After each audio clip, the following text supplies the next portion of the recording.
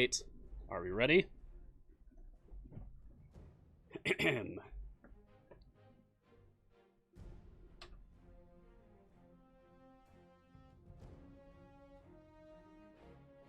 We're not ready, Sean. Well, too bad. We're doing it anyway. Alright, here we go.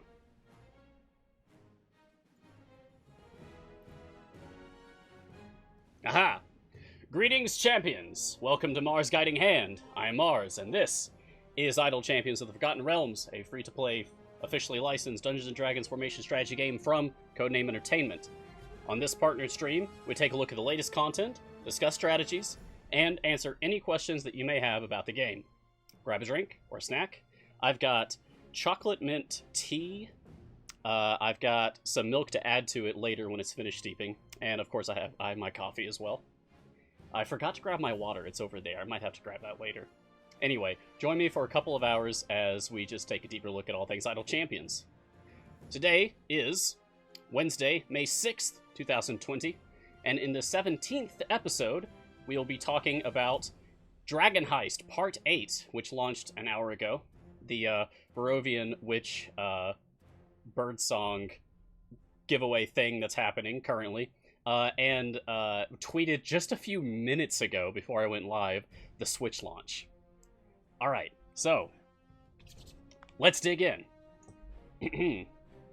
I am, thank you again, Codename Entertainment, as always, for providing me with this opportunity to do this show.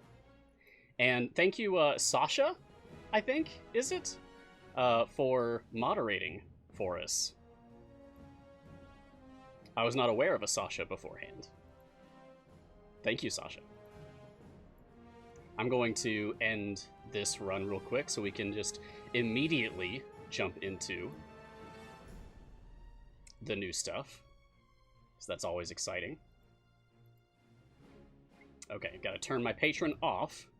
I was confused about this at first. Like, I couldn't... I was like, where is it? Where's my new adventure? I just forgot to turn Vajra off when I was checking for it to make sure that I had the update. So the newest adventure, there's been 2 adventures with 1 variant added to each as of today. Starting off with Once More Into the Breach. Head into the Undermountain in search of your friend Olcoria. Complete Area 225. Are we getting closer? Are we getting closer to that eventual Orcoria Stone Marrow Evergreen unlock? Really feels like it. Really feels like it. Alright, alright.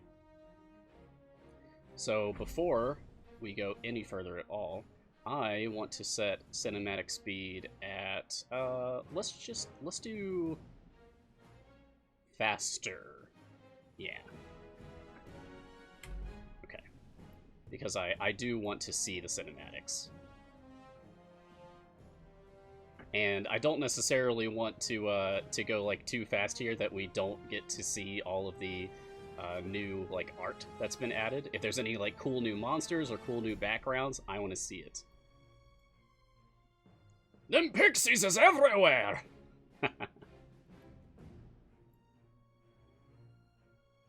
Alright, cool.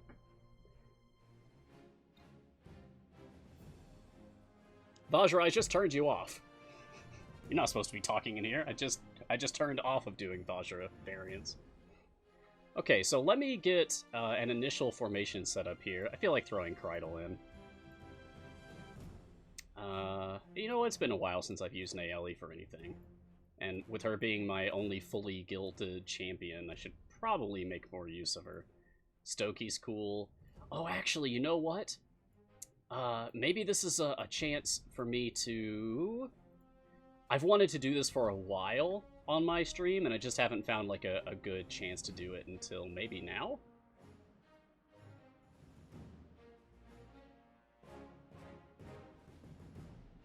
Thank you, Lady Blackstaff. Champions, let's go! Why is my beard now mutton chops? Is it? I need to reshape it then. It's not my intention. Never my intention. There's an extra S there in Thieves. Oh, I see Eric in the chat. Hey, Eric, how's it going? How'd I get my gold multiplier so high? 14,000 hours of playing this game. I might have a bit of an obsession with Idle Champions of the Forgotten Realms.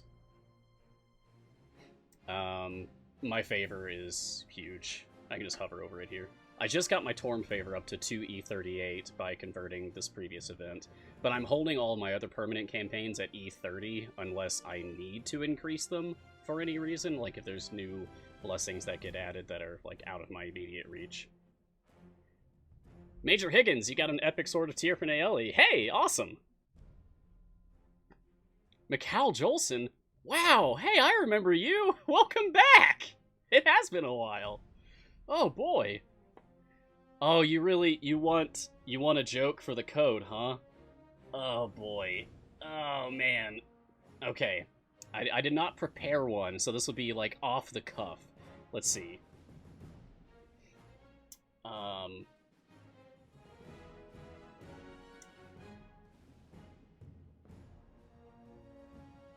Isn't there a character in Erois named Nova? I can't think of anything to do with owls.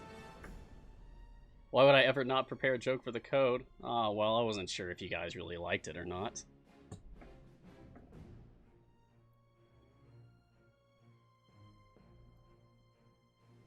Oh, there is an owl familiar. Maybe I can do something with that. Nova's the warlock heir Genasi. That's right. That's right. You don't like my jokes. Oh, you love them. Okay, well, thank you, Michael. I appreciate that. Alright, go away, familiars. I want to see this boss, this Cultist of Zariel. And what are you doing in here, Cultist of Zariel? Shouldn't you be over in the Descend to Avernus campaign? Okay, I think we've actually seen that monster before, that boss before. I remember that graphic. Curse their doomed souls, the lot of them.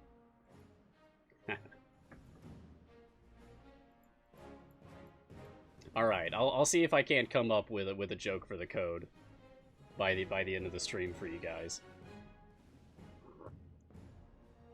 I think this tea is just about finished steeping, so I can add my milk to it. Howdy, Gerbear.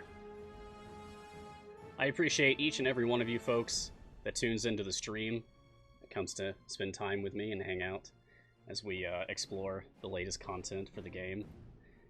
Let's see who else we can put in here. Oh yeah, I didn't actually talk about what I'm trying to do with this formation here. I want to put out everyone I can who has a champion skin. I think as of Champion Minsk, you can now field a full formation. Maybe not a full 10-man, but at least a full 9-man, 9-person formation. I think. Do we have anyone here? No, but we can do Champion Dritz, Champion Tyrol, Champion Jamila. Anyone here? No. And I don't think we have one for slot 2. Skins are purely cosmetic, and yes, familiars do damage. Familiars do damage equal to your click damage. So like right now my click damage is a level 1, but if I bumped it up to level 11, then they'll be doing damage as if I was using level 11 click damage. Captain Zord, sir! Aranus, we talked about this. Fantastic. Oh, that's a long dialogue from Brunor there. I feel you, Eric. I'd love to get back to Gen Con. That time that I met you at Gen Con, that was my first ever experience of Gen Con, and I'd love to go back sometime.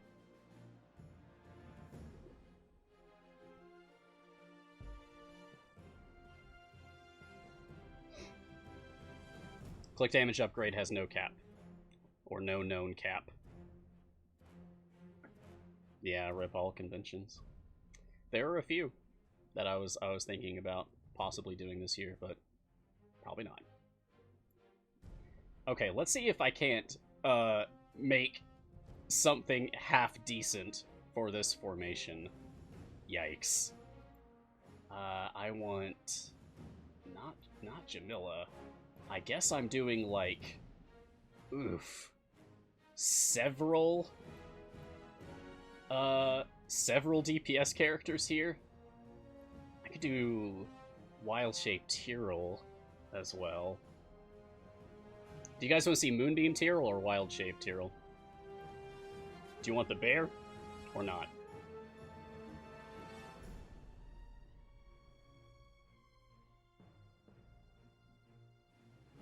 Sean says Moonbeam. You're getting Moonbeam.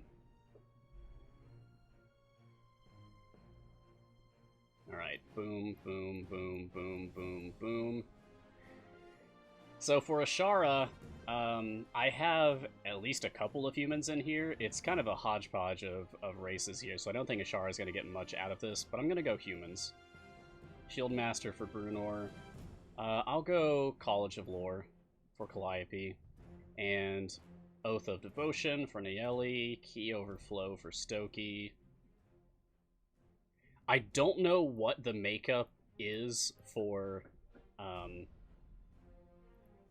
Oh no, I hit Wild Shape out of habit. I'll respec him to Moonbeam. I don't know what the makeup is for most common enemy types in the new adventures.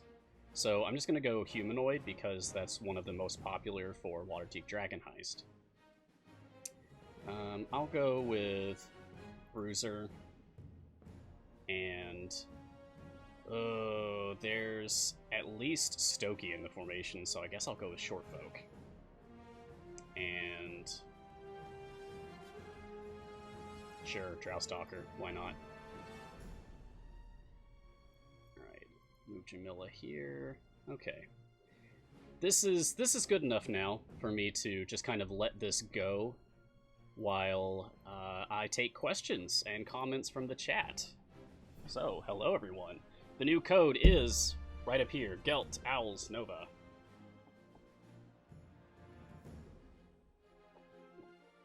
Hello, Ikshi. When will the problems with the formation saves utility be fixed, please? Soon, hopefully. I'm a player just like you, so I am equally frustrated. Although, I'll say that it hasn't really been affecting me. The same issues that I've been seeing other people reporting on haven't been affecting me for the most part. Some of them have. Some people have reported on, like, increased overwhelm stats on various tank characters, and I have seen that. I don't know if that's actually affecting overwhelm, or if it's just, like, a display error that's just reporting the wrong number or something, while the actual number is still correct. I don't know. But that's affecting me. And my Briv is not gaining Steelbone stacks, at least as of last night. I haven't checked today. It's not just visual, thank you, Garwar. Oh, that is delicious. They're not supposed to be different, Bunny. No, they're supposed to be the same. But I wonder if I'm currently... Yep, my Nayeli is reporting 65 overwhelm capability, which is incorrect. That is not what it's supposed to be. What kind of tea? Today I have a chocolate mint tea with a splash of milk, as well as a coconut creamer. It's delicious. Really treating myself today. Yeah, there's a few bugs happening right now. But that is out of my hands. That's all C&E, and I'm just being patient, waiting it out, like we've always done. I like this graphic in the back here, the rope trailing down that just has the word death and an arrow pointed toward it. I probably shouldn't step there. Good evening, Damon Black. Welcome. Any tips for farming Torm Favor? You're stuck at E10. Yeah, so just keep pushing to your wall. If you haven't unlocked a Zaka yet over in the Tomb of Annihilation campaign, then you could maybe pivot over to that. Once you have a Zaka, gaining favor in every campaign is easy mode. It becomes so much simpler. And you can look up guides on how to do Azaka farming once you have her unlocked. But outside of that, just push up to your wall. Try to set up like as optimal a DPS formation as you can, or as optimal a gold find formation as you can, as long as you can get at least sort of close to your wall with that.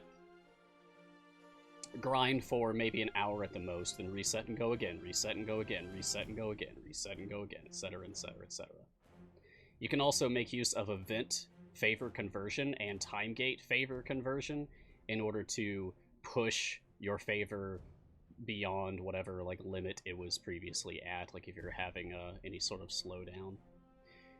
You can always join the Discord and post what your formation looks like and have people comment on it to see if they can offer you any insight into how to improve your situation. Also, yeah, stack up gold potions, your clairvoyance potions. That'll be these. Small potion of clairvoyance, medium, large, huge potion of clairvoyance. You can stack those together, and the same potion of different grades, common, uncommon, rare, epic, will combine. Like they'll stack. So you'll have huge gains if you do that.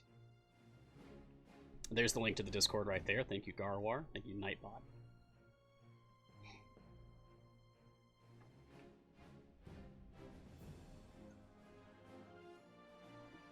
If you're close to 1,000 gems, I think you should pick up that Mage Hand Familiar. If you're already that close, you might as well. But then maybe just focus on chest for a while. Happy Wednesday, Jerbear. Rumor has it you and Gar had a convo about your next challenge. Oh ho. Yes, I can offer up some spoilers and teases. We're trying to work out, and we just keep missing each other. Like last night, we were supposed to talk about it, and we just missed each other. We are trying to work out a cool, fun, scheduled challenge where the two of us play through the game on fresh accounts at the same pace, going through the same ordeals, like in the same order. We just have to iron out the details, and then, you know, make all that public information, maybe invite other people to join us. That could be fun. Yeah, look forward to it. I'm looking forward to it. It's gonna be cool. I hear it'll be live, hopefully. Wouldn't be able to do it, like, constantly, of course, but like a once-a-week show, probably.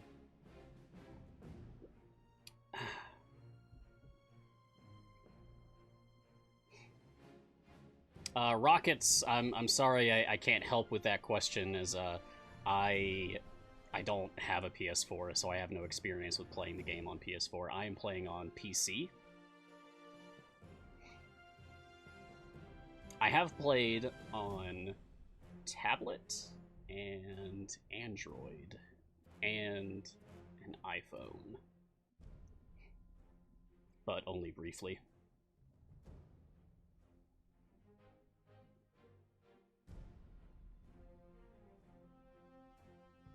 Sojin98, you've just been on Sword Coast, and you can get up to level 350-ish. Should you go to Tomb or Waterdeep? What is their gain? Oh, well, first of all, fun. You can gain fun, which is the point of any video game, right? I really enjoy playing through Tomb Annihilation. Like, it has a special place in my heart because I've actually run the campaign for a group. So being able to play through Tomb Annihilation in Idle Champions is really cool, because it's like, oh, I know that character. Hey, I fought that monster. Oh, I DM'd this session. It's nice. But besides that, if you're looking for like digital material gains, then there are 2 characters you can unlock by progressing through the Tomb Annihilation campaign. Currently, no character to unlock in Waterdeep Dragon Heist, but hopefully soon. Hopefully.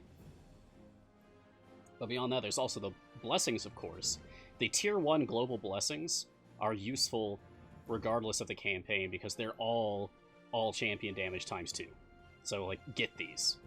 Get these, because they'll apply to events, they'll apply to time gates, they'll apply to everything. You want these.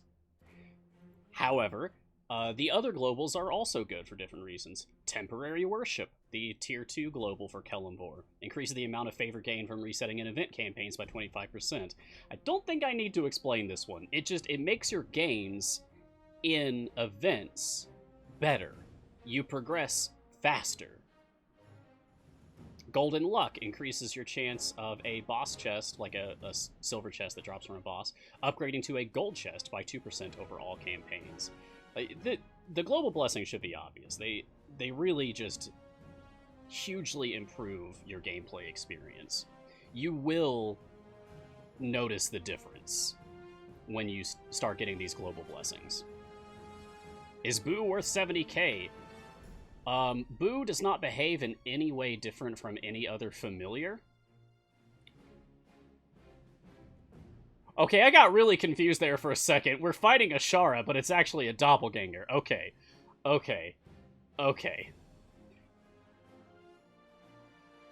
Did that doppelganger copy a Shara because we had a Shara on the field? Hold on.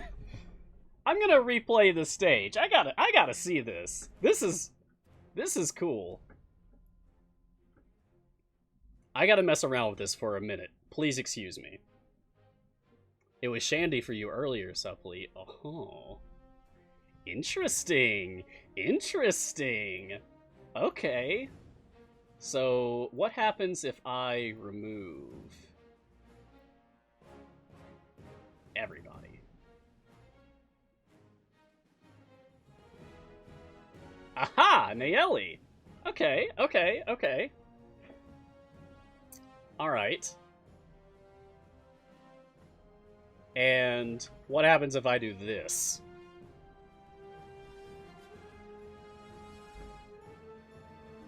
Will the doppelganger spawn as a copy of Brunor, the default champion, or the doppelganger spawn is just the doppelganger? Brunor, default champion! Woo! Got it. Called it in one. Awesome. Oh, that's so cool! Boy, it feels weird to see a champion facing the other direction. Ah, that is, like, visually jarring. Ah, that's so cool. No, I don't think the doppelganger was copying skins, because it copied both my Nayeli and my Ashara when they were on the field, and it did not copy their skins. It just did their default look. But that's awesome! What a cool little thing that they added there, that doppelganger boss. Can we have more of that, please? I like that a lot. That was great. Okay, let me put people back on the field here. Oh, that's right, I was going to respec Tyrell to Moonbeam for us. Yes, give me the Moonbeam, thank you. Haha, there he is, the Kamehameha, the laser beam that he fires. It's excellent. Who got knocked out of here? It was you. Okay, that's good enough. Alright, fantastic. Yeah, Crunchy Spider, a lot of people's games have been bugging. It's a matter of patience, honestly. Wiggles, yes, you can respec in this game. All you have to do is use a Potion of Specialization. These are pretty rare, even though they say uncommon. I think they're actually more rare than rare items. Honestly, I think they need a different rarity assigned to them. But, all you have to do is click on one in your inventory, and it'll bring up your list of every one of your champions who currently has specialization, and then you just choose who you want to respec, click confirm, and it will allow you to re-choose all of their specializations, even if they have multiple ones. It is the proper rarity? Disagree. Even if that's the official statement, I politely disagree with that assessment. Does not feel like the correct rarity to me. Hey, Grumpy Cool Cat, thank you for subscribing to the CNE Games Twitch channel. Yeah, hope that helps, Wiggles.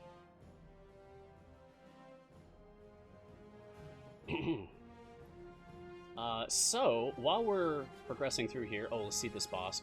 Oh, nice, a Grell. Have we seen a Grell before? We've seen a ton of aberrations, but I don't remember if we've seen a Grell before. Hmm.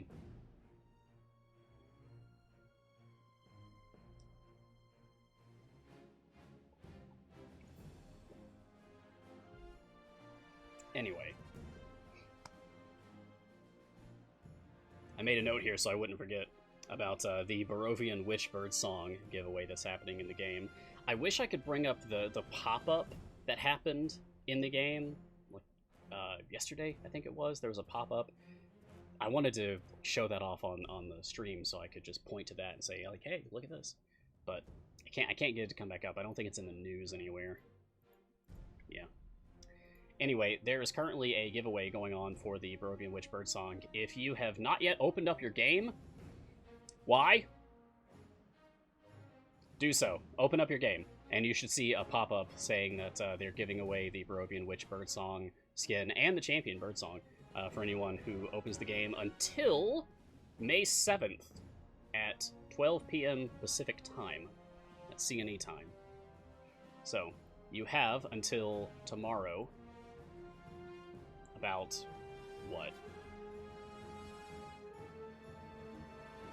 19 and a half hours? You have 19 and a half hours from the time of this stream, this recording, to pick up your Birdsong and her Peruvian Witch skin, which is really cool looking. So, like, if you've missed getting this from the Twitch drops that happened a few times, then you can still pick it up now by just playing the game.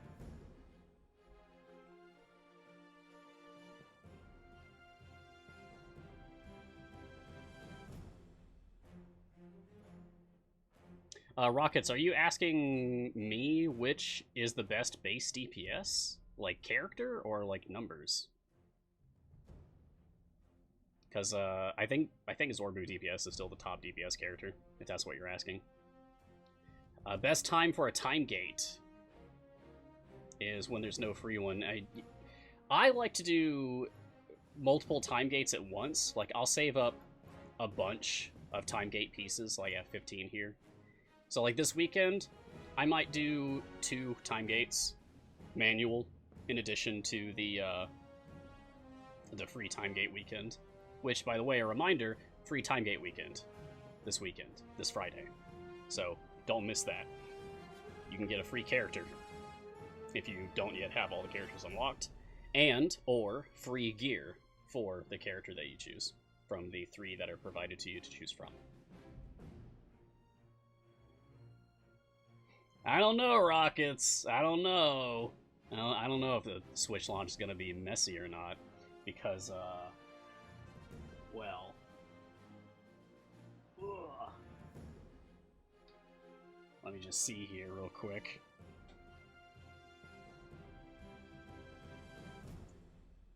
I think it looks fine. Ah. Yeah! I got a Switch yesterday, if you can believe it. I didn't even know that the Idle Champion Switch release was coming.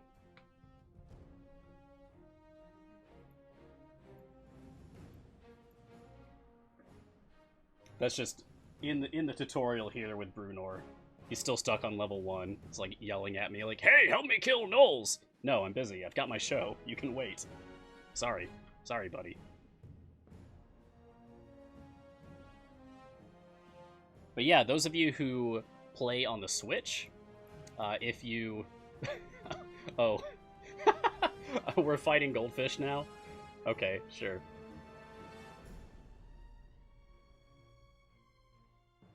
Okay, we're collecting goldfish. We're fighting in elective hours. Alright, that's fine. I know I've got an unused slot in my formation. I'm trying to only use champions that have the champion skin. See, look at this. Champion Jamila. Champion Tyrell, Champion Drizzt, etc., etc. All the characters that I have on my field right now are the champion skin version of those characters.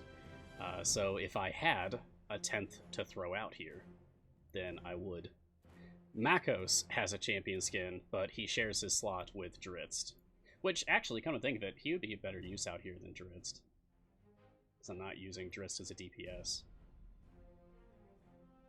Am I tech support? No. I am not. I am a streamer. I am a player, and a moderator, and a community leader, and a resource creator. I am many things, but I am not tech support. Is Mako's underpowered? Not in my opinion. I think he's fine, and he's much better than he used to be. Like, he was good for a while, and then he kind of fell off the board. Oh, that guy looked cool. He kind of fell off the board for a bit with, Birdsong came out, and then Birdsong kind of fell off the board as other things happened. Like when Ayla was released, Ayla was a big deal. Still is. But now, Makos has been updated a couple of times, Birdsong's been updated. Honestly, this slot's doing fine now.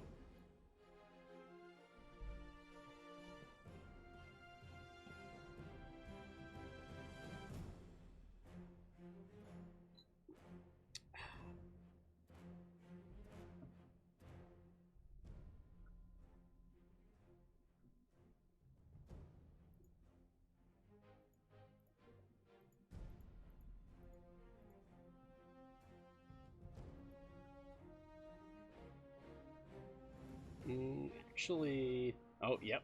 We were walking through the latest update, Dragon Heist Part 8. I'm just going to bring this up to a little bit more. So I'm going to make the familiars go away on the next, like, boss fights, because there's always, like, the boss fight characters that I'm most interested in seeing. The art for those is always really, really good. Sean, buddy. Good luck, man. It must be hell for you right now, dealing with all those tickets. I feel for you. Them's gibbering mouthers! That's right, boo. Alright, good. Dialogue is on point as always. Yeah, I'm glad that you guys are getting things fixed too. I know it's been, I'm sure, a stressful week so far for you guys up there, and I can't speak for everyone. That would be unfair and irresponsible of me to do so, but speaking only for myself, thank you for putting in all the work that you do.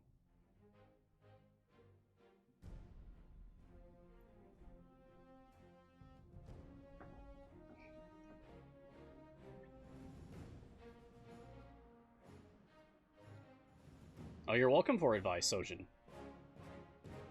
People are always welcome to ask any questions or to ask for advice or to just make comments and chat with me, converse about all things Idle Champions. That's what I'm here for. Alright, is this just going to be like just a bigger gibbering mouther? No, it's a carrion crawler! Hey, we haven't seen one of those in a while. I think that only shows up in one other place, in one other adventure so far, if I remember right.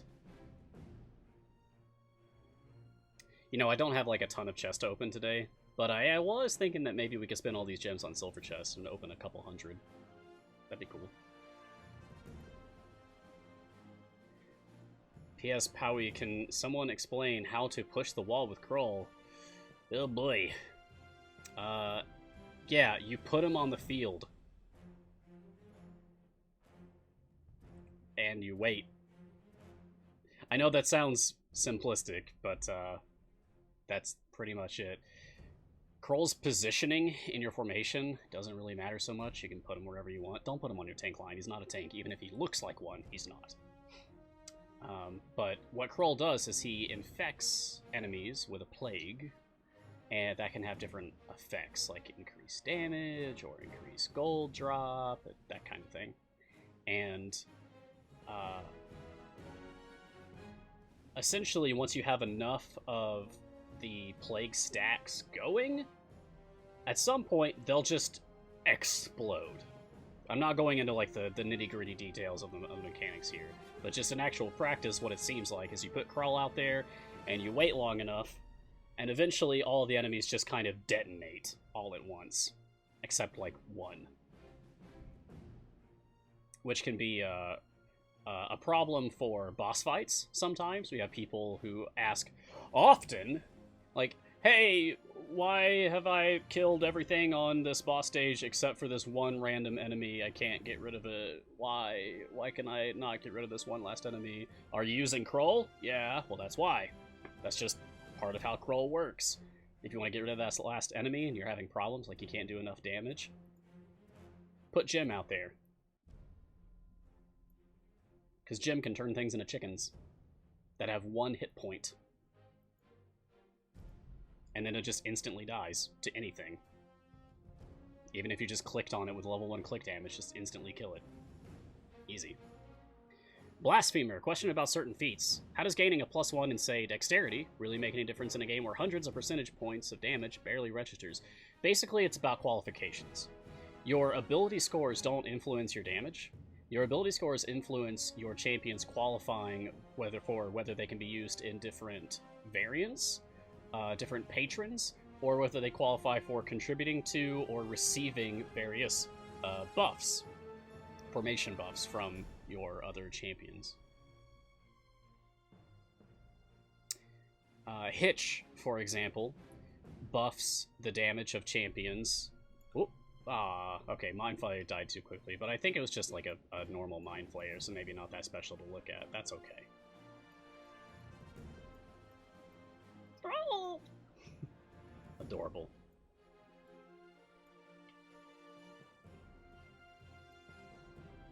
Alright. We're going to set this back to instant speed, just so we can blaze through this more quickly, and then I can get on to doing...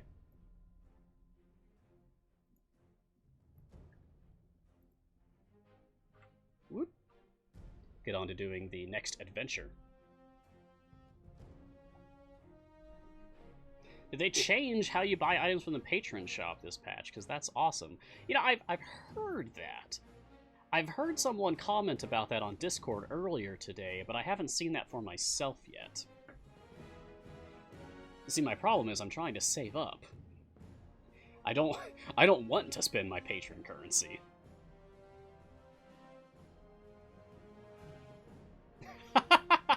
Nom, no, we're both human, and we have lives and schedules outside of Idle Champions, and sometimes it's difficult for the two of us to make time to talk to each other. It's on both of us, not just him or me. We'll get it sorted. Look forward to it. Someone earlier was asking how I'm putting familiars out so quickly. This question comes up literally every stream, but it's okay, I don't mind. All you have to do, if you're playing on PC, hold the F key, and you will bring up the familiars placement overlay. This will show you all the different places that you can put familiars, and then all you have to do is click on an empty space, and it will put your next available familiar in that space. Simple.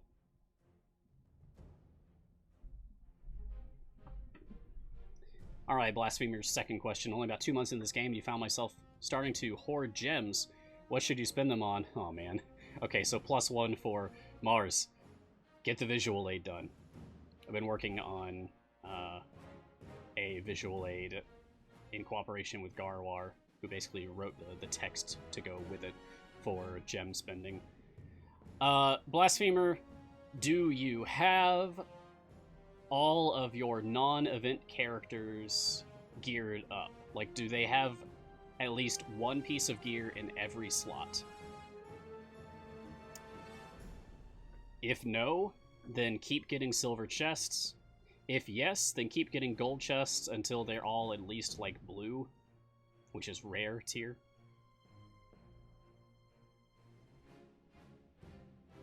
It's Chango! No, it's just some mana core. What am I saving my Patron currency for? Well, I'll show you. So if I go to my Patron shop, a few weeks ago, they added one purchasable familiar to each of the Patron shops in exchange for Patron currency. Now, I have managed to purchase the one for Strahd, the toy werewolf, but I'm still working on the Conjured Spider for Vajra and the Golden Flame Skull for Mert. As you can see, they were require 50,000 currency, and I'm a little over halfway there. So I haven't been doing my best. I haven't been grinding all my free play currency that I could and getting all my challenges done that I could for the past few weeks. But that's because that's just how I choose to play the game. If you let obsession to do everything rule you, then you're going to miss the forest for the trees. If that threatens to interfere with your enjoyment of the game, then I would suggest that you, pace yourself. Take a step back, think about it. Do something that's fun. Like, I'll do Patron challenges if I think that they really appeal to me, if I think that they sound fun. Sometimes, all DPS champions, like, yeah, okay, if I'm in the right mood for it, that could be a blast. No supports is tough, but also if I'm in the right mood for that, I will.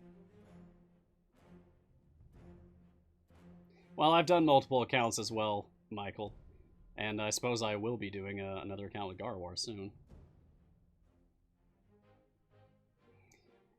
Alright, Epitome, any advice for Tale of Two Champions mission? You can't make it past level 193. Oh. Is it Patron version or basic version? I'm guessing you're doing the default version. One, more favor is always better. It's always useful. Two, use debuffers. Like, I got through it with, I think, Archon and Kroll? Yeah. I think I got through it with Archon and Kroll, because Archon can be on your front line and yet still be a DPS character by using his bulk up.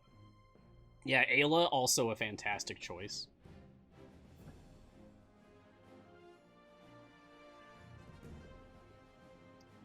PS Powie, how many hours I have in the game? Like, if I go look at Steam right now. Steam is currently updating. Okay, well. Last I looked at Steam was 14,200 something. But that's just on my main account. I've done other accounts as well. I'd say probably combined with all of my other accounts is probably another 1,000, roughly.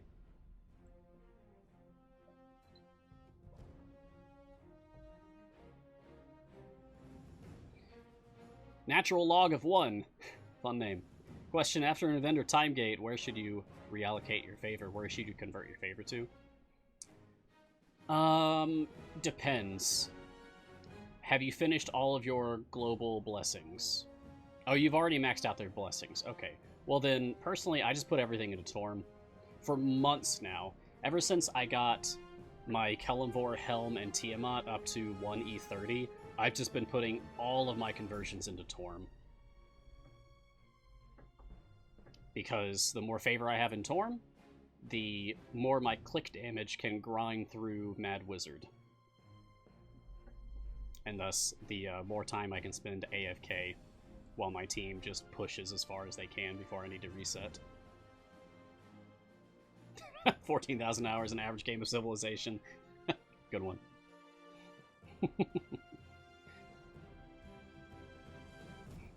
Yeah, another thing you can do for Tale of Two Champions is you can swap people in and out who have lasting debuffs.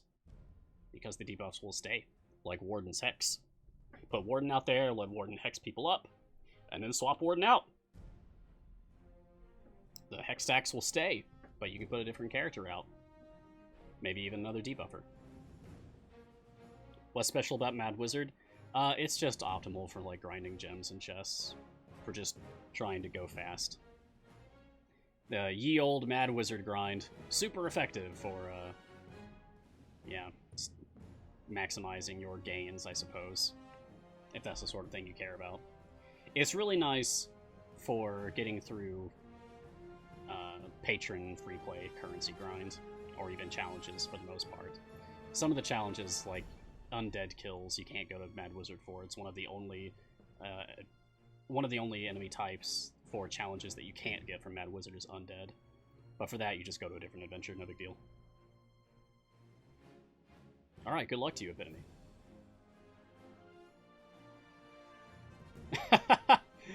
Baby League. Sorry for the repeat. Yeah, I think I missed it. If I've missed questions before, please just repeat them in the chat. I don't mind at all. Have I ever said Earl Grey hot at my local tea store? No. Sorry. I brew my own Earl Grey. So I don't need to do that. But next time I make Earl Grey for myself, I will mutter it to myself, I suppose. If that makes you feel any better. Fjork.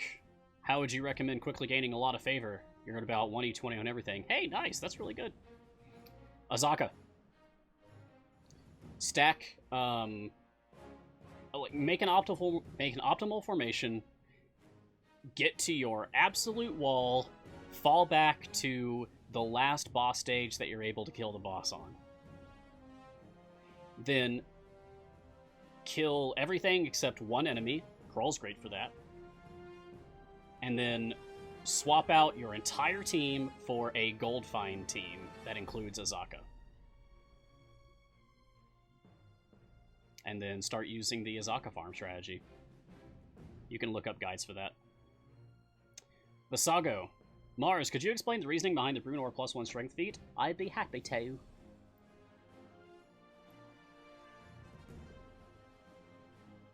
Oh, right.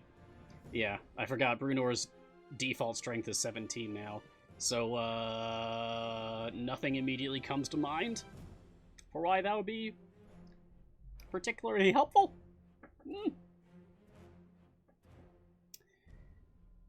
Perhaps there's a variant or two where that's necessary. What Patron requires 18 strength? None of them do. Vajra requires 14 or higher constitution. Strahd requires 13 or higher intelligence. And Mert requires good or evil alignment, no neutral. So, you don't need to worry about strength for the purposes of doing patrons, unless the patron variant itself has a strength requirement.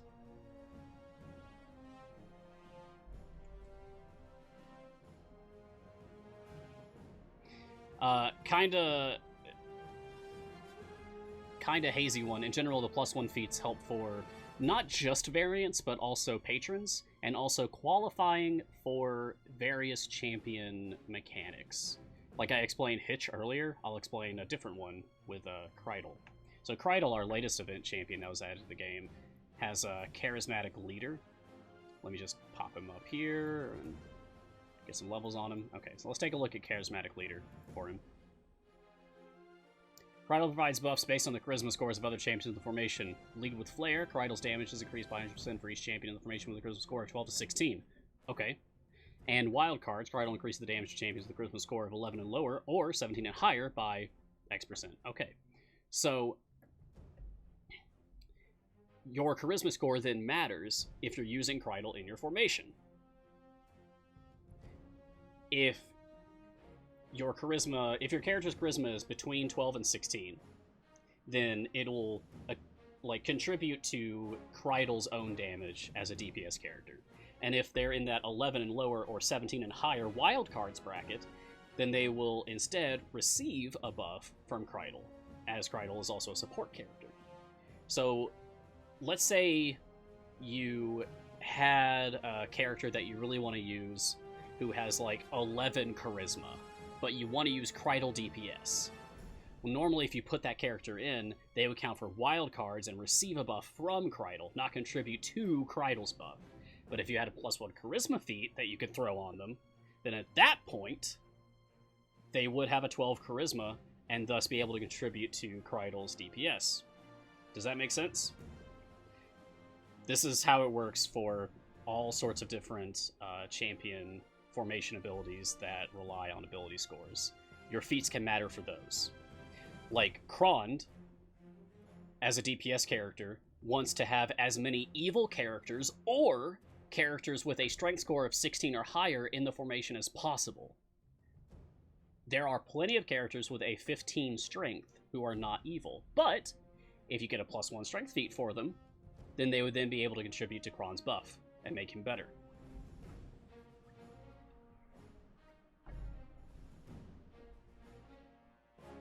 Oh, no, no, no, no. I politely disagree. I was curious to see, like, how far could I get with Kreidel DPS? And I made it past stage 600 with Kreidel DPS. I think he's fine. There are better DPS characters. And if you are playing the game for the sake of optimizing your formation, then sure, that'll matter. Maybe don't use Kreidel. But if you just really like Kreidel, because maybe you're a fan of the Legends of Baldur's Gate comic series, or you like Jim Zub, or whatever, then use him. He's fine. He could be better, he could be worse.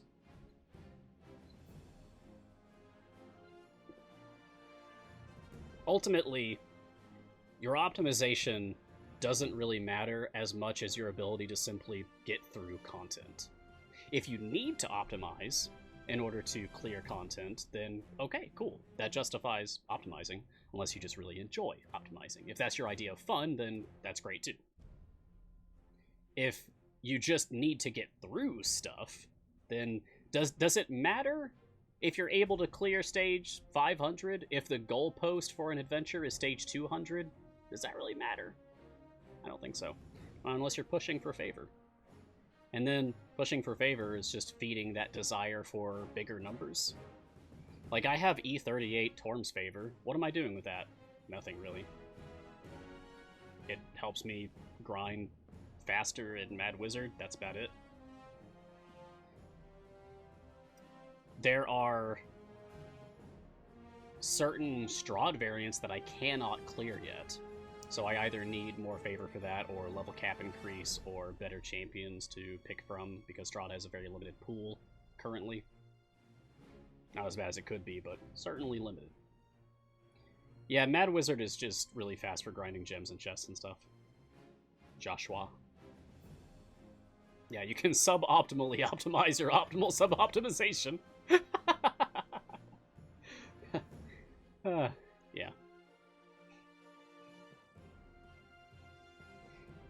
Yeah, it's important to remember, Omnem,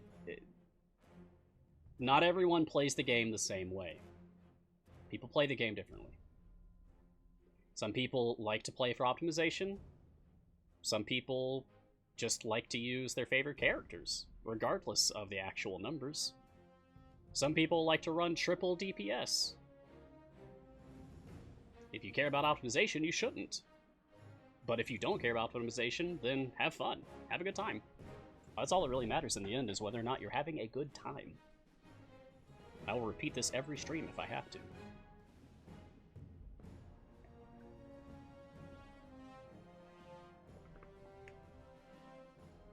I'm looking forward to finishing out this once more into the breach so that we can start the next adventure and show that off. It had like a pretty butterfly icon, I think. How much more do we have to go for this? Ah, die, Makos! Die!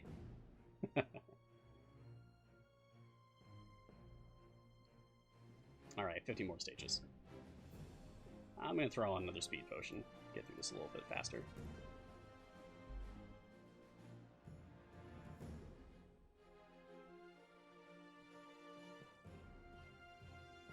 Hey, Blasphemer, that's totally fine. I Thank you so much for the kind words.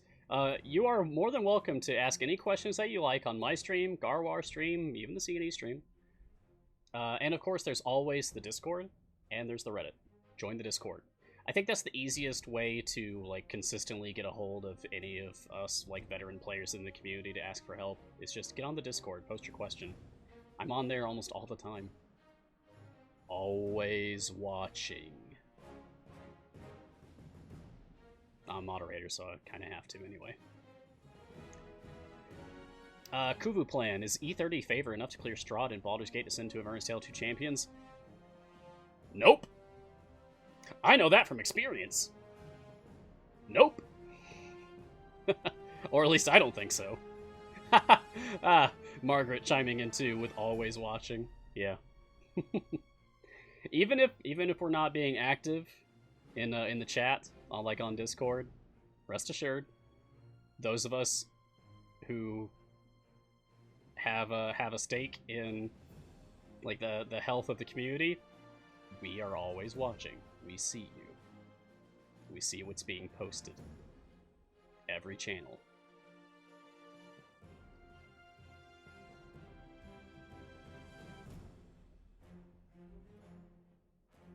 Sai does have, like, an absolutely ridiculous level of favor like that, yeah. Give me details. I don't know how high it is, but I know it's monstrous. Sai was at E40 months ago, and I am only just now getting close to E40. I will never be able to catch up to Silisa unless Silisa quits the game, which I hope doesn't happen. Garwar, you're doing Gearless Azaka Friday? Oh, snap! That's awesome! Dude! That's exciting. That's where I left off, I think, with my Gearless account. Like, I played for a few more days after that, but I think at that point, if you continue your Gearless account, you will overtake mine, if you manage that. Boy, it was tough, though. Oh, man, that was tough. I think the VOD's still out there. I think even Dylan, like, tweeted about it. That, I got the killing blow with Xander's ultimate. It was very satisfying. But honestly, that 290 Juggernaut, that was brutal. Yeah, true. It's probably a lot easier now. Yeah, go for Dragon Bait. That'll impress me. Yeah, my Gearless Azaka run was like a year ago. Something like that. Wow, that feels so long ago now.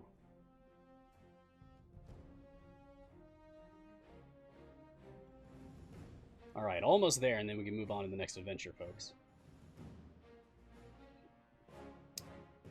Any more questions? Come on, hit me. Let's talk. Let's hang out. Hey, Sasha, are you around? I've seen, like, Margaret and Eric and Sean commenting, but I haven't actually seen the C&E Games account chatting in here. If you're there, Sasha, hello. Thank you for doing what you do. Appreciate it. Hello, Mars. Oh, my heart. Hi. Hello, new friend. Glad to have you. Oh, I'm so sad now. My subscription to the C&E Games channel ran out, so I can't personally do the Ding Dong emote anymore. Ugh. Eric! You'll never believe this. Eric, I didn't know. Like, I didn't know until, you know, you guys emailed me about it. I didn't know that we were actually getting a Switch release. Because I ordered a Switch Lite last week, and it arrived yesterday. Like, what are the odds of that, right? It's like, even when I don't know what's going on, I know it in my heart, in my spirit, and I'm ready. Yeah. I got Animal Crossing, because I wanted to join in on all that fun that people have been having. Thank you, Eric, thank you. So it felt particularly pleasing to me when when I got that email about Idle Champions for the Switch, and I'm like, oh man, I can do that! I have one today! Eogain, yes, I do. See, it's right here. Difficult to see, but you get the idea. This is my turquoise Switch Lite, and I'm in the tutorial. Brunor is yelling at me a lot. Brunor really wants my attention so he can start killing gnolls, but it's not going to happen until after my show at least. I love seeing the ding dong emotes in the chat. Hey, Cini, when are we getting more emotes? How many are those tea stains? No. I just got it yesterday. It hasn't had enough time to get stained yet. How many emote slots do we have for the C&E Games channel? At least 3, I would hope. I know it depends on, like, how many subscribers you have. Many? Awesome. I look forward to, to whatever else we get. Hey, whose idea was it to do the doppelganger like that, to have them actually copy a member of your formation, because cheers, that's cool. That's a really cool idea to have the doppelganger actually copy someone you're using. Love that. Oh, we just got a pop-up from Nightbot about the coloring sheets that's happening. Remember, there's a community engagement project happening with Idle Champions, where if you guys color 100 coloring sheets, then we'll get a chess code. And that can happen like multiple times each week. We've gotten several chess codes, and I think right now there's a bonus incentive for coloring Birdsong coloring sheets. Okay, we're gonna start our next one. Wait, we just have twice more into the breach? Do we have? There it is. Aha. We moved on over here to the very top left corner of Undermountain.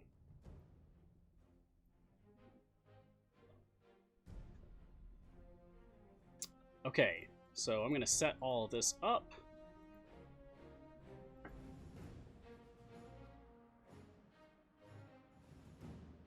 Okay. And yeah, we'll use the same team. But let's get dialogue going again. Sure. Alright. Yeah, give me humans, give me shield master. I'll take humanoids, I'll take lore, I'll take devotion. Give me blessing. Miss Randir, you can find Azaka about halfway through the Tomb of Annihilation campaign as an unlockable character from the Azaka's Procession Part 2 variant for Tomb of the Nine Gods adventure. Okay, let me put some people on ultimates. Alright, move some folks around. Make this look like a proper formation. Alright, and we're good. Yeah, that's better. Okay.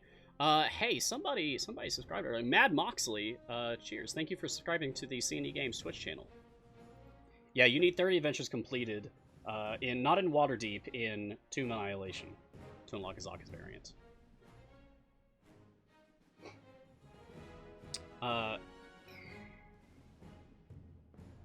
Okay, hate to do this. Need to take a very quick break. I'll be right back. Sorry.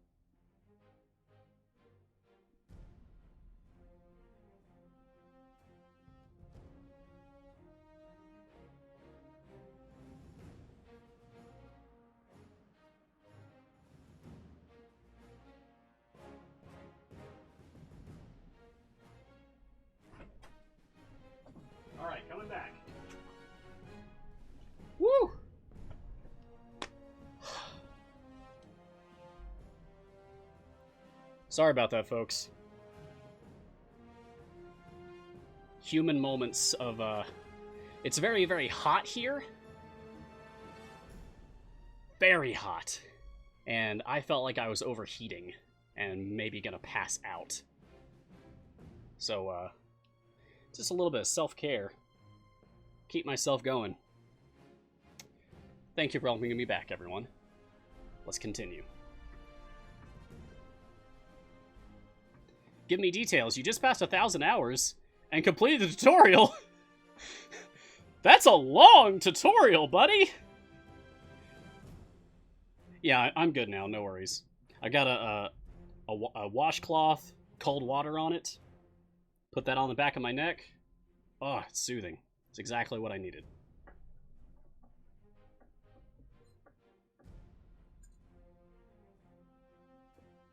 Is the displaced anger variant bugged? I don't know.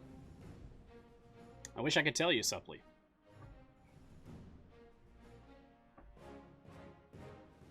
Whoa, Calavera, jackpot! You got one of the best feats in the game. Kroll's virulent strain feat from my chest today? Hey, congratulations! That's awesome. Lobo000, what do you do after the campaigns? Play them again. You do events, do time gates. Challenge yourself by doing patron variants.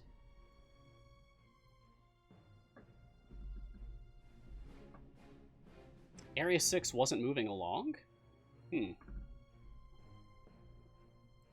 But yeah, it's essentially patron variants is going to be your main time sink when you finish all of your base adventures. And by patrons, I mean these guys. Mert the Moneylender, Vajra Safar, Strahd von Zarevich. You can earn currency by doing free plays each week, and you can also complete challenges each week. That'll give you more currency, as well as doing the patron variants, which are harder versions of the base adventure variants in the game. How do you get time portal pieces? Time gate pieces? So time gate pieces have like a 5% chance of dropping from any boss that you kill, but only once every 5 to 6 days. It's on a random cooldown timer. But it's essentially once a week you'll get a time gate piece if you just keep playing the game like normal. When does Jamila become good? Jamila's fine. There are better DPS characters. I hardly ever use Jamila personally, so I'll use her for certain variants.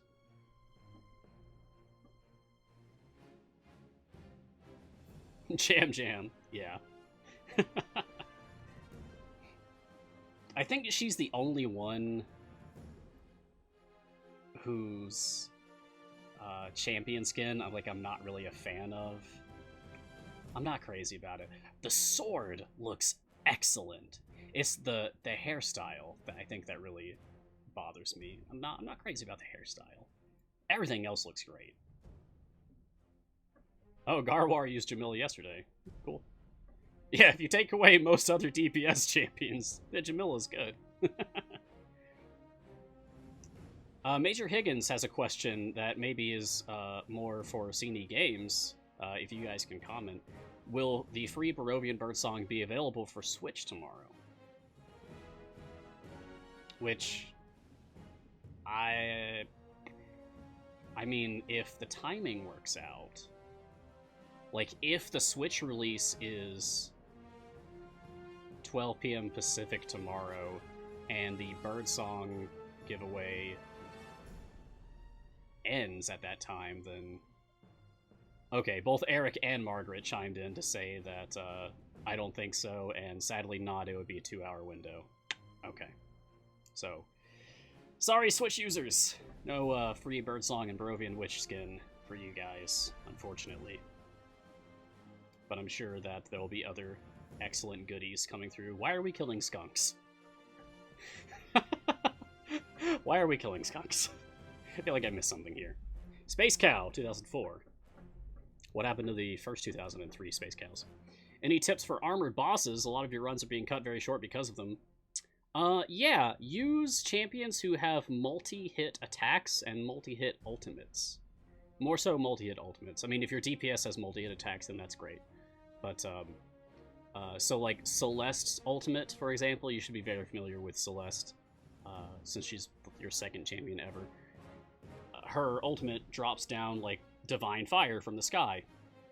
Each of those counts as a separate hit, so it can chew through bosses, armored bosses' health.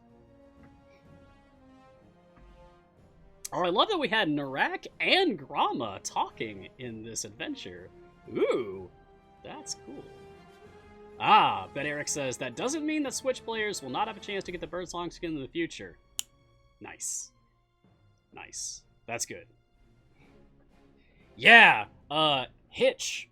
If you don't have Hitch yet, sign up for the newsletter by going to your menu, and you'll get Hitch. Hitch is no longer marked as a DPS character, but don't let that fool you! He is still a very good DPS character, regardless of what the game tells you. And he is particularly excellent for multi-hit purposes, both for his basic attack and for his ultimate. Yeah, don't always trust what the roles report for the characters in the game. There are many characters with gold find abilities who are not marked as gold champions, for example. By my grand's gnarly toenails! I want to turn down the dialogue speed like one step, because it's going just a little bit too fast for me to appreciate it in full. There's a lot of words here. It's a very wordy adventure, but that's okay. Morgane's Mars is gold champ, but she literally makes you earn less. Yeah. Alright, I'm out of tea. The saddest part of any stream. But I still got my coffee.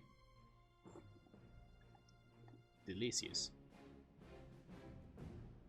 More tea! I mean, I will. I will, Omnem. After the show. First thing I do after every show is make tea and then take a nap.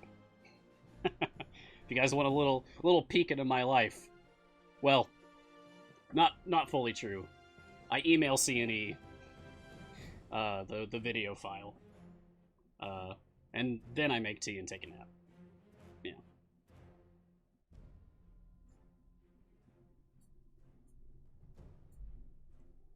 Just checking off everything on my checklist to make sure that I got everything that I needed to talk about today. Oh, is this gonna be a green dragon? I just saw that in the dialogue. Oh, I gotta see this. Hold on. Yeah! Awesome! We got a green! That's our first green dragon. Oh boy, I'm so excited for, like, eventually having, all of the dragon types represented in Idle Champions. That's awesome. We've had red. We've had white. We've had gold. And bronze? Have we had blue? Feel like maybe we've had blue. But I don't remember where. Just a vague feeling. Yeah. Yeah, Tiamat boss fight win. Sean, I mean, if I had to take a guess, Descent into Avernus, man. Can we get that? Can we get, like, you know how, I'm sure you've already got it all figured out, but you know how in Tomb of Annihilation, when we spoilers. Hey, spoiler alert, I'm going to talk about the story of Tomb of Annihilation as presented in Idle Champions. So, spoiler alert.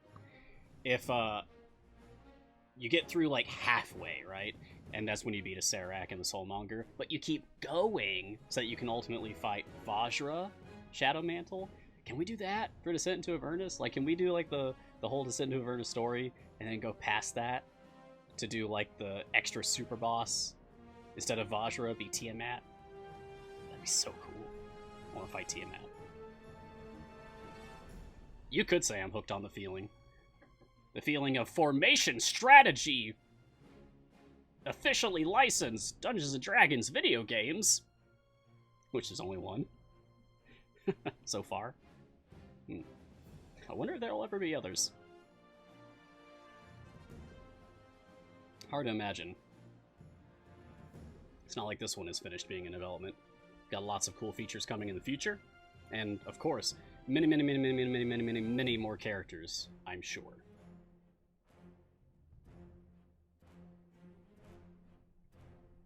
Ah, that's right. You guys still want my joke for the code. Oh, boy. Oh, boy. Still gotta get you that, that code joke. Ugh. What's that gonna be?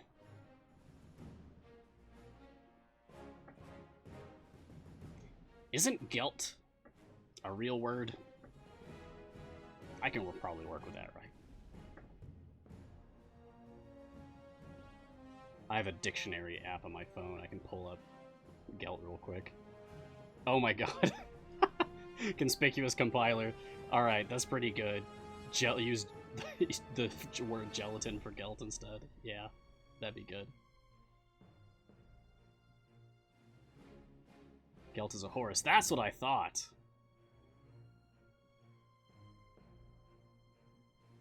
Oh! It's also a slang word for money? Okay, that's cool.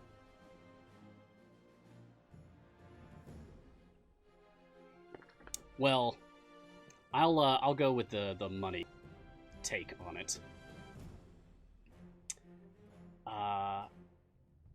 Yeah, so the character of Nova, I feel like tying it into D&D whenever we can is probably for the best, right?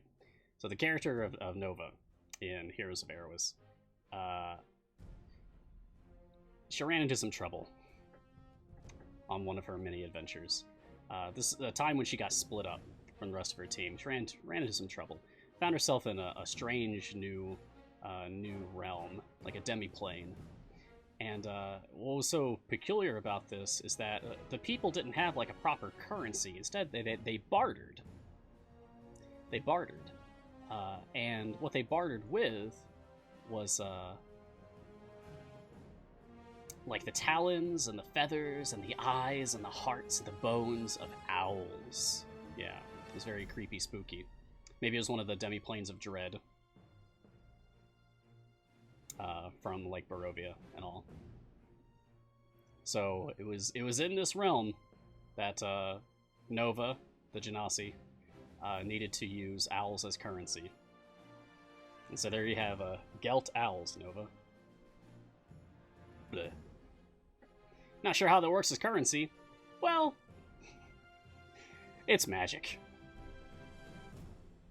I think my favorite form of currency in a homebrew world was just glass.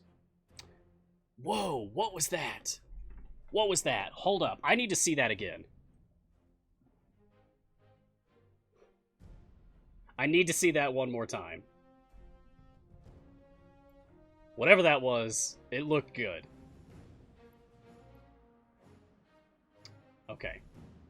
Dragons, sure. Yeah, get Yankee, cool, dragons. A crystal golem! Oh, that was good. Oh man, I like that guy. Alright, put all these familiars back out here. That was awesome. Love that. Garor's favorite form of currency is toilet paper. Yeah, very timely.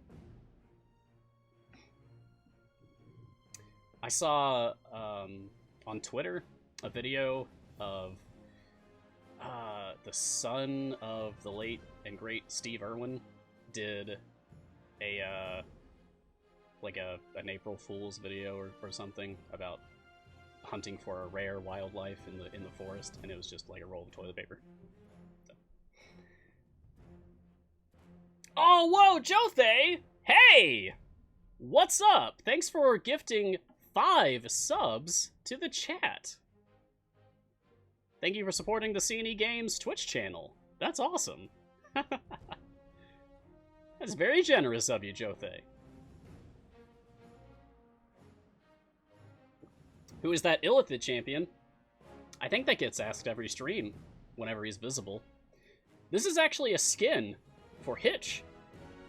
It's a very good skin. It's very convincing, isn't it? Yeah.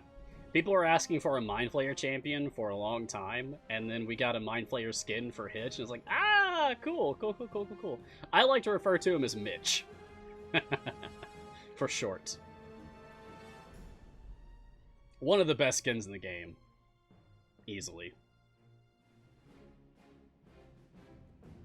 Blasphemer, that's pretty funny. The champions aren't aware that they're leveling up. They just suddenly are stronger and don't know why.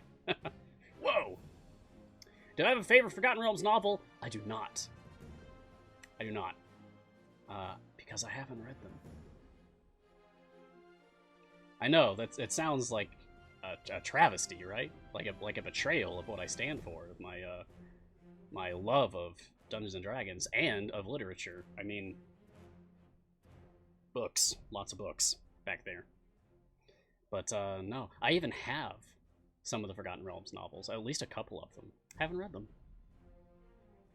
And that's partly because it's overwhelming. There's so many. There's so many. It's like I wouldn't have time to read anything else. I want to.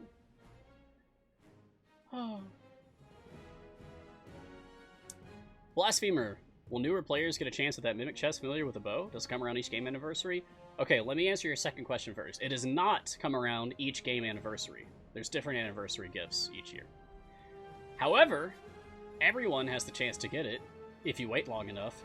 The wild offers that show up in your game, like this one, that's been taunting me since I started this adventure, this wild offer is for Warden, and it includes a golden epic for Warden, 10 gold Warden chests, a shiny for Warden, 2,500 gems, 7 epic heroism potions, 6 rare heroism potions, and 4 rare fire breath potions for $14.99 US. Wild offers can also include skins or familiars that you were missing, like retired familiars or retired skins, like things that you've basically missed the chance to get will also show up there. So if you wait long enough, someone just a few days ago posted like how happy they were because they got a wild offer that included the Mimic familiar in it. So they immediately got it. There, Kinda Hazy One says that they've gotten a Mimic familiar from a wild offer. Awesome. So, yep, it's working then. Just wait for a wild offer. Check your wild offers whenever they show up. And you'll eventually see one that maybe really, really appeals to you. Hey, Sean, did I miss earlier that it was your birthday? Ding dong, happy birthday, Sean. Congratulations, you've survived. Keep going. Don't know if you're still here, but I hope that you hear my birthday message.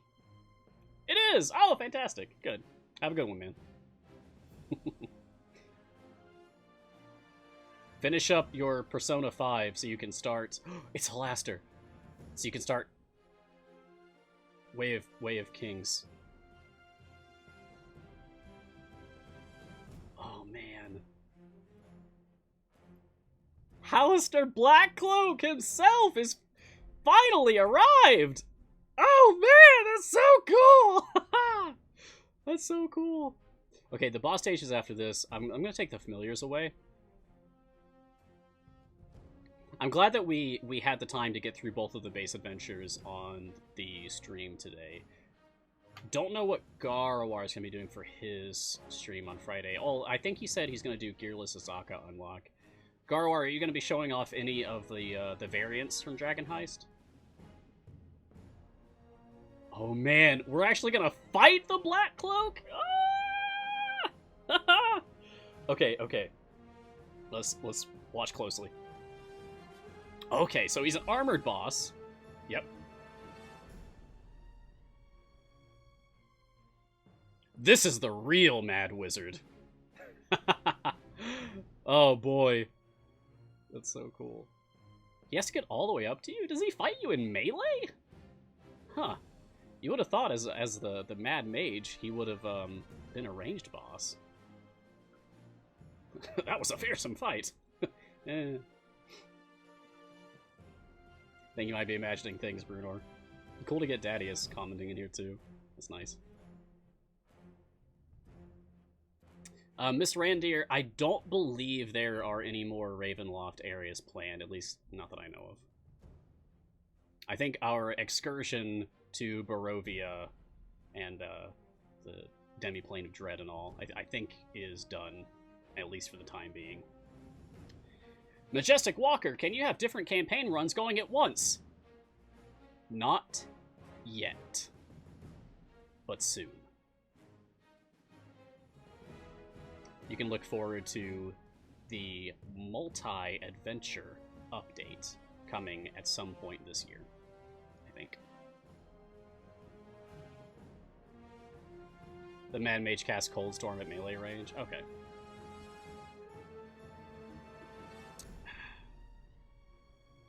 Arak, you got any advice? Hit them hard. Alright. Thanks for that.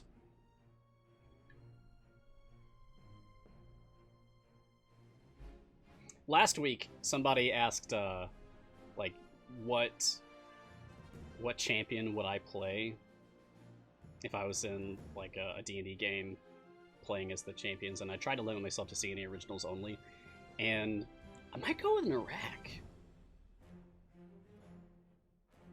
He's a cool dude. I love that he's got a polearm weapon. Those are my favorite weapons.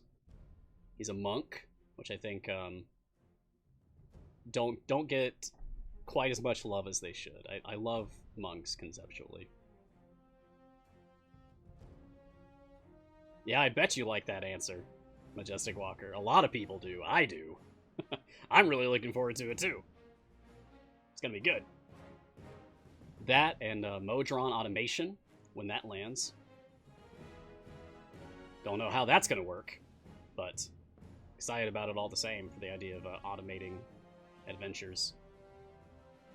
Don't rack your brain on choosing your favorite. It's a pretty good one, Natural Log. Puns are welcome here, as are all sorts of jokes. Just, you know, keep it tame. I like to keep my show family friendly, thank you very much. But humor is appreciated. Oh, the word of Sean. Modron Automation looks awesome.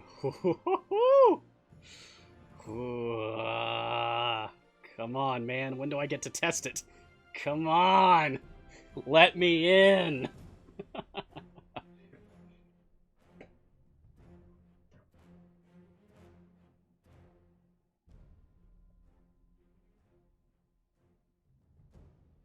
Hopefully soon-ish. We'll see. Even if I get to test it, I won't be able to talk about it, of course. You'll just have to trust me, I suppose, if I get in on that.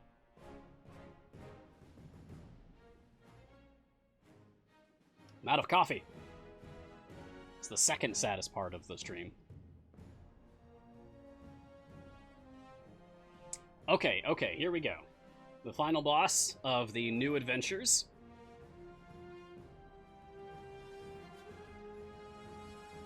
Alright, looks like we're fighting another Mind Flayer. Yeah. Okay. Even if it's not, like, a cool Mind Flayer, we got lots of other cool things in the new adventures. That Crystal Golem.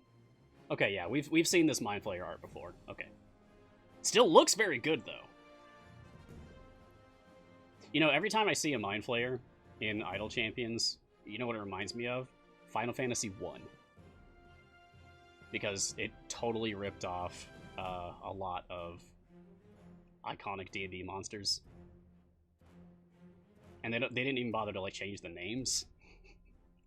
Mind Flayers are Mind Flayers in the game. So, it always reminds me of that. I love Final Fantasy 1. Classic. Alright, I'm gonna put familiars back down and speed through this more so we can move on to other things. Maybe, if I'm lucky, I could get in the start of one of these variants. Yeah, catch the last part of my show. Come on in here. If you're just tuning in because you saw the pop-up in the game, hello, welcome to Mars Guiding Hand, weekly show for C&E games, showing off all the latest and greatest content updates to the game. We're covering Dragon Heist Part 8, latest update to the game. Also talked about earlier the Birdsong and the Peruvian Witch skin for Birdsong giveaway that's happening until noon Pacific time tomorrow. That is when it is ending. So if you don't have it yet, open up the game, and if you don't have Birdsong yet, it will give you Birdsong. And if you don't have her Peruvian Witch skin yet, it will give you that too. So if you missed out on the Twitch drops from when that was being given away weeks ago, then this is your chance. Everybody, open up your game, get that stuff. That's a cool looking gate. I like that. Maybe I'll use that for some wallpaper. I like that a lot.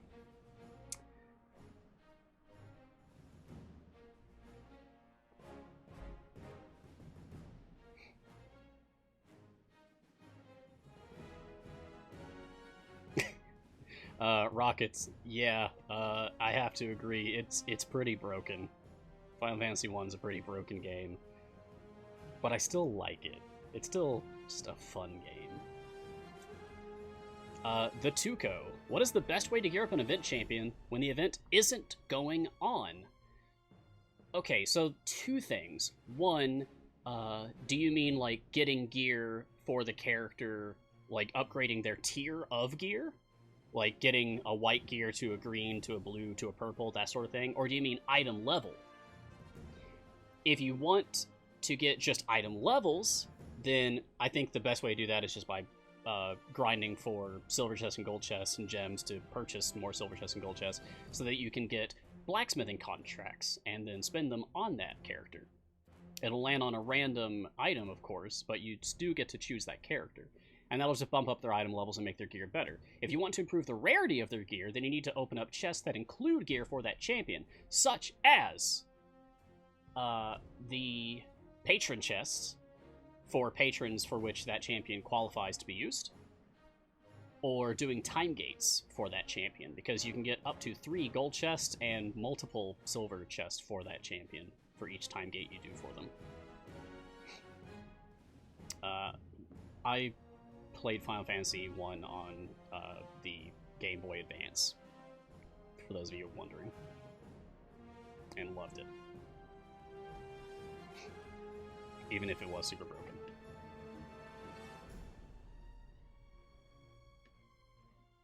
Oh, you know what? Speaking of chests, hey, there's that cool green dragon again. Let's open up some. I've got a lot of gems here. Not like a ton, but enough to get... I can get some chests. Ooh. Okay, can we wait until we have another 1250 total? Okay. Yes, that is the Dawn of Souls version, Sean. Oh, man. That's cool. Yeah, that you recognize that. Yes. Final Fantasy 1 and 2 Dawn of Souls for the Game Boy Advance. That was my first experience of playing the OG Final Fantasy games, and oh man, I loved it. Final Fantasy 2 less so. But 1 was great. Oh nice, you put it on your SNES Classic. Very good. Do I have enough yet? Nope. Okay. Oh man, you guys, I cut it so close on ending this last event. It was like down to the wire. I got just enough tokens to do my last event run on Monday, like 4 minutes before the event stopped. It was so close. Like, I had no chests, I had no bounty contracts, I just had to jump in Mad Wizard and grind for chests as fast as possible, I mean for gems as fast as possible to get up to 500 gems. So that I could just get a gold chest, which dropped one small bounty contract, blew that for event tokens. It got me just enough to start my last run, and close. But I beat my record. I managed to get to 2E35 event favor on this last event, which is my highest. Green Goo, when is Idle Champions available on the Switch? Tomorrow, for most people. Today, for me. I'm so excited about that. Thank you, C&E. I love that I finally, because I could never get it to run on my other mobile devices, I finally have the ability to play Idle Champions on the go when I travel, which admittedly won't be for a while, considering everything that's happening in the world. But I look forward to the time in the future when I may do so again. Ugh, Blitzball. Dislike. Yeah, it's a new account, Yanma. Generally speaking, there is no account migration. Only under, like, extreme circumstances or something like that. That's up to C&E. But generally speaking, yeah, it's totally exclusive per platform that you play on. Which personally I enjoy, since I like making new accounts. How close is Kreidel to item level 50 now? Raven's voice. You gotta ask. Oh, man. I'll show ya. I'll show ya. He's 33. The next champion's gonna be out before I finish him. I'm gonna fall behind again. Not happy about that. Let me go ahead and grab these other silver chests that I was gonna get. Alright, Sean. You know what I'm gonna say. So I'm not gonna even say it this time. Just come on. Be nice. Be nice to me. This time, please. I'll take it! That goes to Kreidel. I'll take it. Alright, 50 silvers. Nope. And 48 silvers. Dang. Okay. But hey, I'll take that. I'll take that that epic blacksmithing contract. So hey, I was explaining earlier about increasing item levels on your event characters outside of an event. Let me show you exactly what I mean. Use a blacksmithing contract. I want more item levels on my Kreidel, so I'm going to choose Kreidel. Now I'm going to hit level up, and it's going to land on Charismatic Leader, my favorite ability of his. Excellent. Very, very, very good. That's what I wanted. And we'll do some more. Okay. Ooh, and more. Okay, and do a couple more. Alright. What we got him up to? 39! Hey, much better. What was he at, 33 before? So that's exciting.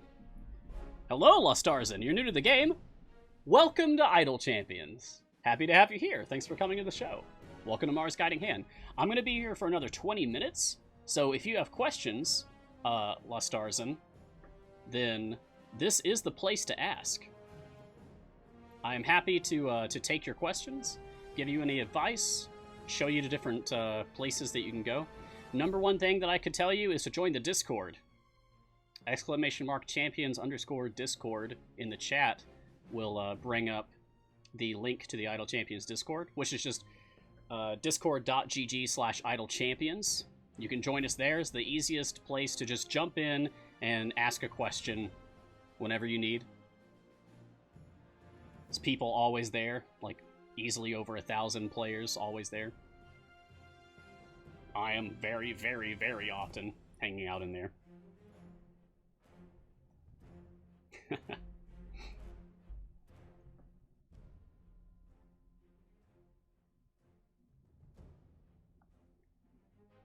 Gary Yao, you've been grinding treasure hunters. I'm assuming that's an adventure or a variant for 12 hours, but your XP didn't move at all? Your XP? As far as I'm aware, there is no experience points in this game. Do you mean your favor? Like this? your favor. There are some bugs happening right now, but I don't know if that really sounds like a bug to me. Gold and divine favor. Yeah. It could just be that you've hit your wall and you're no longer making gains. You should just reset and go again. You don't make infinite gains per run. Like, you're supposed to restart and do another adventure. That's how you're just supposed to play. Nom! That's an interesting idea! Gar, I might talk to you about that. That could be fun. Huh. Because, like, I'm still just on stage 1 of the tutorial. I haven't done anything. So it's still, like, a totally fresh account.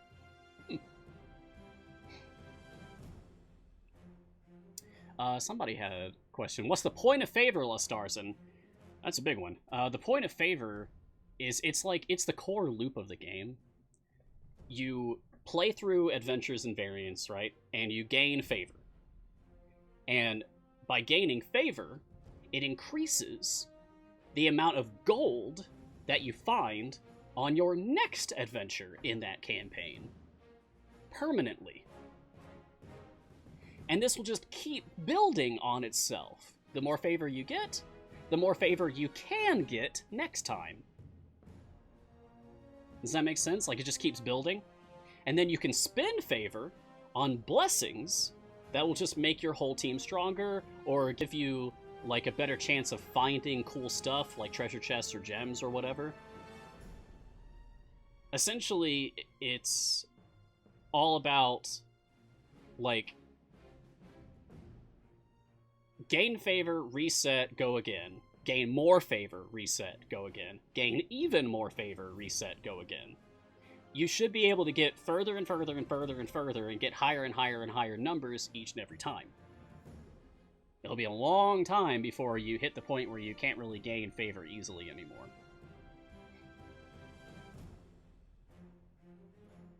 Yeah, if you've ever played another idle game, like Conspicuous Compiler saying, if you've ever played another, like, idle or clicking game that contains, like, any kind of a reset mechanic, it's essentially the same thing. Lastarson, how do you get the different characters? Well, the first thing, if you're new to the game, you can get Hitch, this character. This is what he'll look like for you, his default skin. I'm using the Mind Flayer skin from the 2nd anniversary. But all you have to do is sign up for the newsletter, and you'll be able to get Hitch for free, permanently. You can unlock the legendary Dritz Doerden from the Forgotten Realms by playing through the Grand Tour of the Sword Coast campaign, which is the starting campaign, this one. Eventually you will get down to doing Underdeep Cartography and then the Overdue Rendezvous variant, and by completing this one you'll be able to unlock Dritz. Oh, you got him! Oh, well, fantastic, congratulations, you're well on your way then. You can also unlock Azaka and Dragonbait, 2 other characters, by playing through the Tomb of Annihilation campaign. You get Azaka about halfway through, you get Dragonbait at the very, very, very end. And then all of the many event characters you can unlock by doing events and time gates. Each event will have, like, 3 different event characters. Each event comes with a brand new event character. So, like, next week, so, like, on my show, a week from now, next week, I'll be able to play the next event and show off whatever that character is. Oh, he finally cast something. It was like a huge chain of lightning. That was awesome. He didn't do that at all last when we fought him on stage 50. Weird. But then also time gates. There is a free time gate weekend happening this weekend. On the weekend in between events, there is always a free time gate weekend. And time gates allow you to revisit old events in order to unlock characters that you don't yet own, or gear up characters, or both, really. So, like, I have all the characters, which I think is 61 total. So for me, free time gate weekends is just an opportunity to get more gear for a character of my choice. It's great. Forpex, when is the best time to open a time gate? If I were you, I probably wouldn't do it during an event, unless you, like, really knew what you were doing or something. Like, if you're really, like, you're really into the game. Crystal at Twitch, hey! happy to have you swing by. Thanks for saying hello. But, yeah, like, now would probably be a good time. You all can also do, like, something I do, is I like to kind of stack time gates up. Like, I have 15 time gate pieces with me. You need 6 total to manually open a time gate, but there's a free one this weekend. So I'll do my free time gate, and when I'm done with it, I'll close it, and immediately spend 6 of my time gate pieces to open one manually.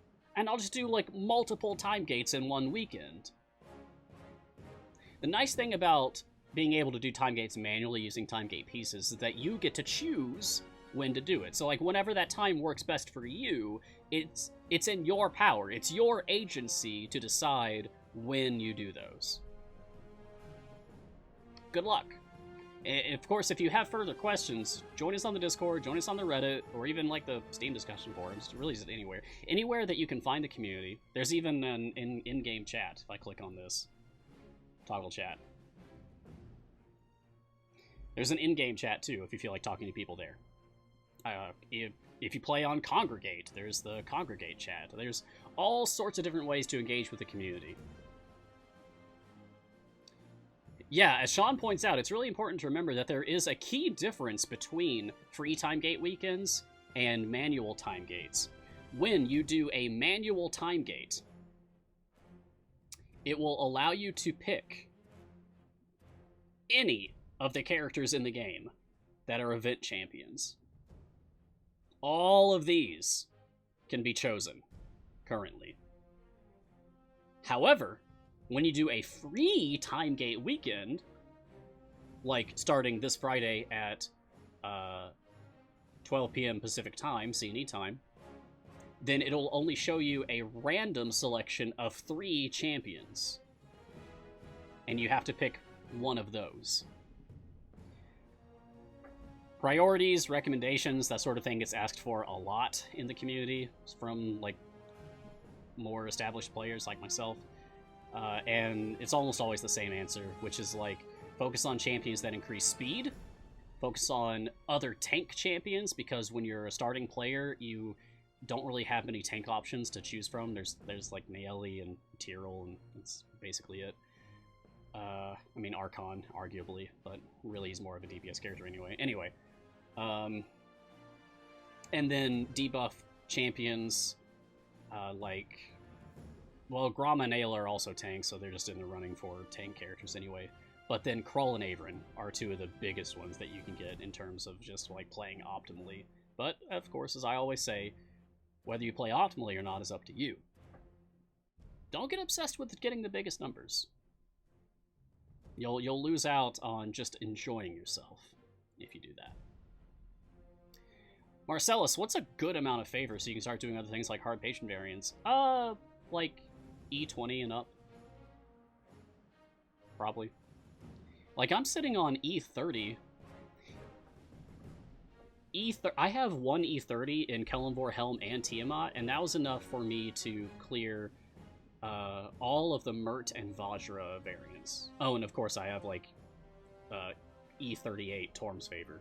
But when I cleared all the Mert and Vajra variants in Torm, I was, like, mid-30s.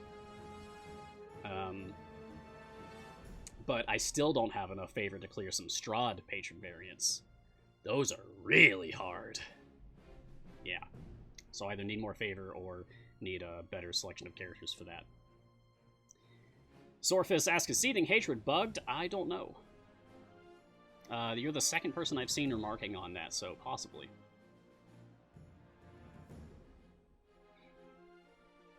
Lost Stars in the Wild offers any good? Depends. It depends on, like, your disposable income. Like it depends on your budget for the game, and depends on, like, what's important to you. Whether Golden Epics are important to you, Feasts are important to you, Skins are important to you, Familiars are important to you. It's totally subjective.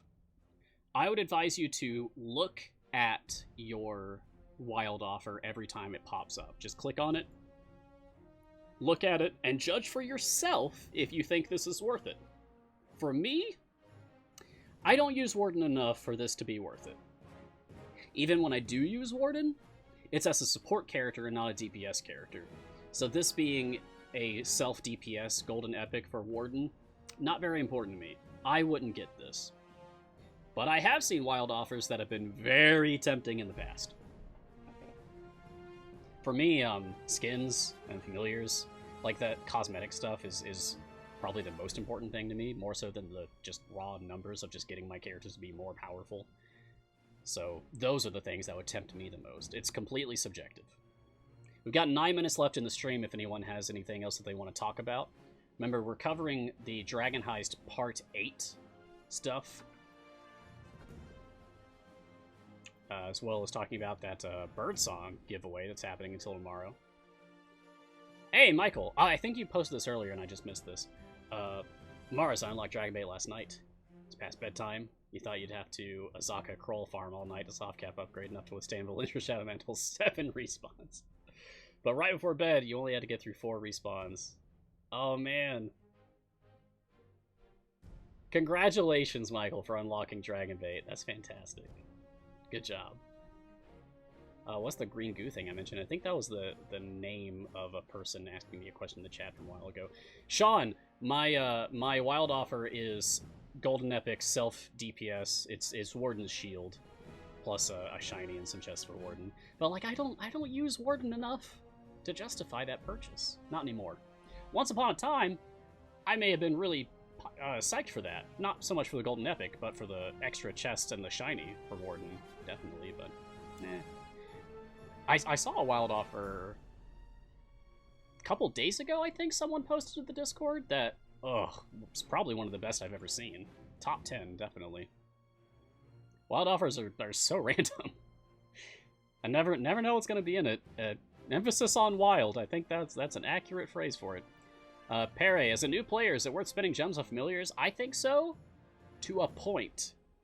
Like, it costs 1,000 gems to get the Mage Hand familiar, which looks like this normally. I just have a skin for it. So, I mean, get that one. But outside of that, if you're, like, very new, I'd just focus on chests, if I were you. You can worry about familiars later. But it's ultimately going to boil down to, like, your playstyle. If you want the game to be more automated, then having more familiars is going to be better for you, because familiars just do things for you. Like, I have familiars that are clicking all of my ultimates, clicking things on the field, picking up all the gold on the field, clicking on distractions that appear on the field, leveling up my click damage. The less I have to do with my own hands, the more I can focus talking to you guys. So, that helps me out a lot. Chests upgrade your gear, and give you consumable items such as potions, bounty contracts, and blacksmith contracts. So that is correct, Lustarson. Chests are extremely important in this game. Although, not required. As myself and Garwar have proven.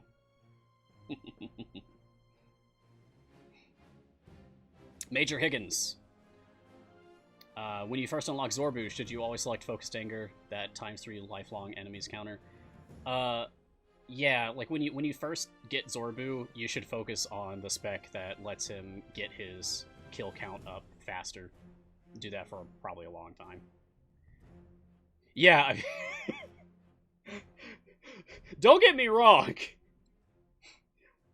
Gear makes a huge difference in the game. It's just not required. But, yeah, you might end up hating life if you don't get gear. When should you start Patron? In my opinion, as soon as possible. Because the sooner you can start Patrons, the sooner you can purchase things from the Patron shop, such as your Time Gate pieces, each week. So, yeah, like, now. For you, I would suggest now. Do it now. Go. Get busy. And tell us in the Discord how it's going. Keep us updated. It's always fun to hear from people's progress in the game. Perry, your follow-up by asking, you got the 10k familiar today. Wah! Yeah, I'd hold off if you're still new. Congrats on picking up the 10k gem familiar, but yeah, I'd say you're probably better off getting chests with your gems for the time being. 4 more minutes! Cutting it close here, folks. If anybody has anything else you want to talk about. At what point is farming Zorbu kills no longer profitable? I don't think there is.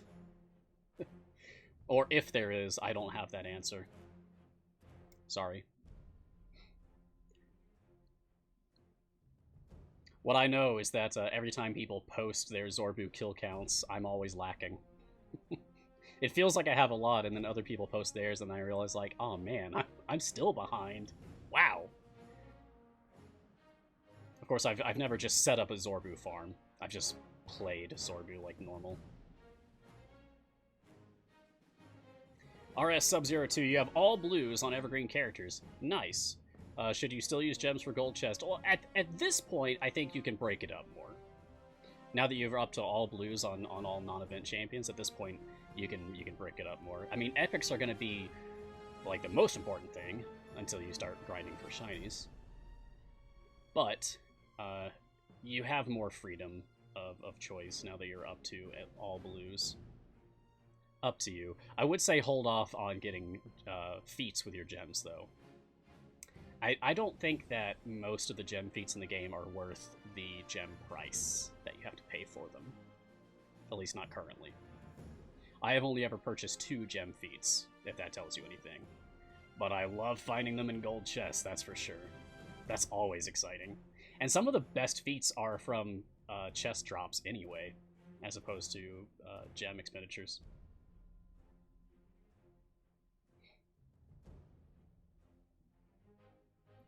Yeah, anything that improves your gold find is arguably worth spending gems on. If you know you're going to be using that gold find character in your gold find formations, like for Azaka farming. Golden is better than shinies, Duros. It's literally twice as good. Shinies give a plus 50% bonus permanently to that item. Like, whatever that item would normally say, shiny makes it 50% better. Golden makes it 100% better. So, like, literally twice as good as getting a shiny. I'm just going to let this run out to the end of the show. But we passed! We cleared it. Go us. And if you get a golden epic on a slot that's already shiny, then the game will give you back a potion of polish, which you can use to make someone else's gear shiny.